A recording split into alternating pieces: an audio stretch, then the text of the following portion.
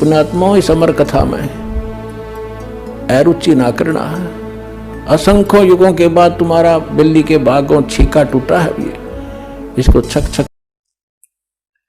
हम जिस लोक में रह रहे हैं ये काल का लोक है। यहां सुख नहीं, यहां तो सारा निर्दयी कार्य है इस भगवान का, क्योंकि जिसका नाम काल है, जो है ही कसाई, तो वहां सुख कैसे हो सकता प्राणी को। अब इसने ये खुद कहता, गीता जी अध्याय नंबर 11 के श्लोक नंबर 32 में श्रीमद् भगवत गीता में कि अर्जुन मैं काल हूं और सबको नष्ट करने के लिए प्रवृत्त हुआ हूं।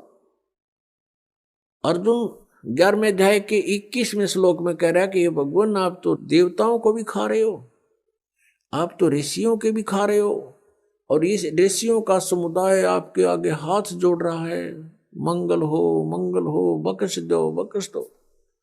आप तो इनको भी खा रहे हो। ये कहता मैं तो काल हूं भाई, मैं ना छोड़ दूं किसी ने,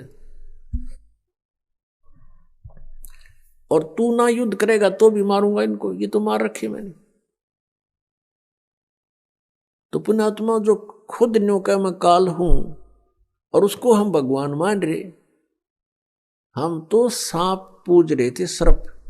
अब श्री कृष्ण काल नहीं थे। श्री कृष्ण जी ने इस गीता के ज्ञान से पहले अपने आप को कभी काल नहीं कहा और उसके बाद कभी अपने आप को काल नहीं कहा। ये तो काल जो है ये 21 ब्रह्मांड का स्वामी है और ब्रह्मा विष्णु महेश का ये पिता है। ब्रह्मा विष्णु महेश जी की दुर्गा माता है और ये इसको श्राप लगा हुआ ब्रह्म को, इस काल काल कहो चाहे ब्रह्म कहो, ये काल रूपी ब्रह्म भी कहलाता है। तो उस श्रापवश इसने 1 लाख मानव शरीरधारी प्राणी नित आहार करना पड़ता है और उसके लिए हमें यहां रोक रखा है इसने। अब जैसे कसाई बकरे पालता है, उन बकरों को सब सुविधाएं तो देता है वो, जैसे एक चारों तरफ से उनको बाड़ बना दी, कोई हिंसक पक्षी पशु और ना खा जाए उनको, और चरागा बनवा दिया उनके लिए, घास फूस बोझड़े झाड़ उड़ा खूब उत्पन्न हो गए। एक तालाब बनवा दिया, एक शेड डलवा दिया घास फूस का, यानी झोंपड़ी। सर्दी लगे तो उसमें आ जाएं, वर्षा आवे तो उसके नीचे खड़े हो जाएं,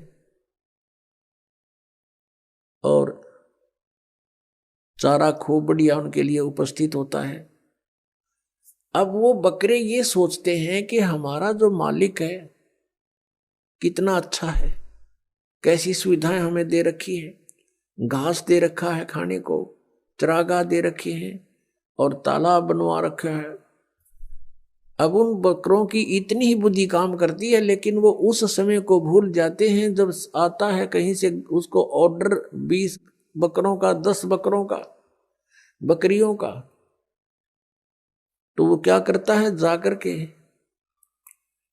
उनसे लेकर डंडा और छांट लेता मोटे मोटे।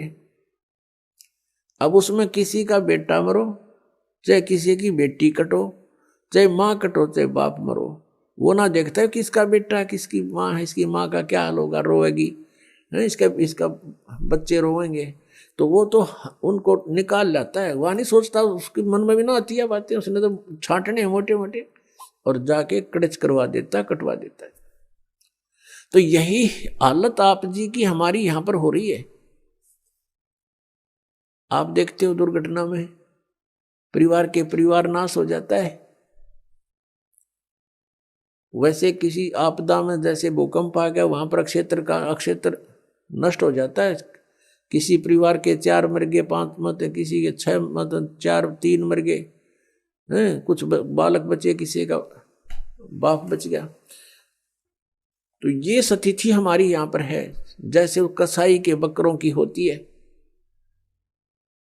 और हम ये सोचते हैं देखो कितना अच्छा भगवान है, कितनी अच्छी पृथ्वी दे रखी है, इस पर अच्छे नाना भिन्न भिन्न प्रकार के फल फ्रूट हैं, काजू किस्म, सेब संतरे, कभी झरने बह रहे हैं, बढ़िया दरिया बह रही हैं, नीचे जल है, बहुत अच्छा वातावरण है, और हम संतान उत्पत्ति करते हैं और खाता वो है, लेकिन हम सोच नहीं पाए कि ये हो क्या रहा है, ये क्या हो रहा हमारे साथ, क्योंकि हमारी बुद्धि इतनी कमजोर बना दी इसने और ऐसा शरीर में हमें फिट कर दिया कि हम ज्यादा सोच नहीं सकते। इसमें कभी कुछ हो रहा है, कभी कोई बीमारी या टेंशन, 100 प्रकार की समस्या इसके अंदर। तो ये ज्ञान भगवान ने आके बताया कि तुम यहां इस काल के लोक में रह रहे हो और यहां तुम सुख खोज रहे हो। तो जो प्रसंग चल रहा है कि ये पाप कर्म का नाश नहीं कर सकते और ये खुद भी दंड भोगते हैं। ब्रह्मा विष्णु महेश के पिता हैं ये काल भगवान। भाई जो गुरु बचन पे डट गे रकट गे फंद 84 के, कट गे फंद 84 के, रकट गे फंद 84 के। भाई जो गुरु बचन पे डट गे रकट गे फंद 84 के। वस्तु मिली ठोर की ठोर, मिट गई मन पापी की दौड़। हमसे जुड़े रहने के लिए हमारे YouTube चैनल को सब्सक्राइब करें और नई वीडियो की नोटिफिकेशन के लिए बेल आइकॉन को दबाएं। अगर आप ये वीडियो Facebook पर देख रहे हैं तो लाइक जरूर करें और ज्यादा से ज्यादा शेयर करें। धन्यवाद।